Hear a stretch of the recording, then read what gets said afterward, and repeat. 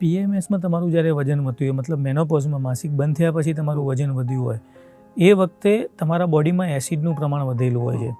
તો એ રીતે તમારે ખોરાક મેનેજ કરવો જોઈએ. મતલબ રોજ રાત્રે 10થી 15 દાણા કાળી સૂકી દ્રાક્ષના પલાળી અને રેગ્યુલર સવારે નરણા કોઠે લેવા જોઈએ.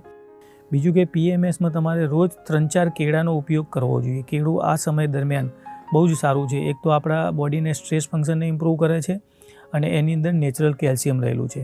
બીજું લીલા શાકભાજીનો ઉપયોગ વધારવો જોઈએ. બીટ રેગ્યુલર પ્રમાણમાં લેવું જોઈએ. ઘી બિલકુલ બંધ ના કરવું જોઈએ. જો પીએમએસમાં ઘી બંધ કરવામાં આવે તો પણ બોડીમાં કેલ્શિયમ ડેફિશિયન્સી વધી શકે છે, હાડકાનો ઘસારો વધી શકે છે અને વજનને પણ ડિસ્ટર્બ થઈ શકે છે. મતલબ આ બધી વસ્તુઓનો ઉપયોગ વધારવો જોઈએ. અને પીએમએસમાં સૌથી અગત્યની વસ્તુ છે કે જે મરચાંવાળી વસ્તુઓ છે એનો ઉપયોગ બહુ જ ઓછા પ્રમાણમાં કરવો જોઈએ. સુગરી આઇટમો ખૂબ ઓછા પ્રમાણમાં લેવી જોઈએ.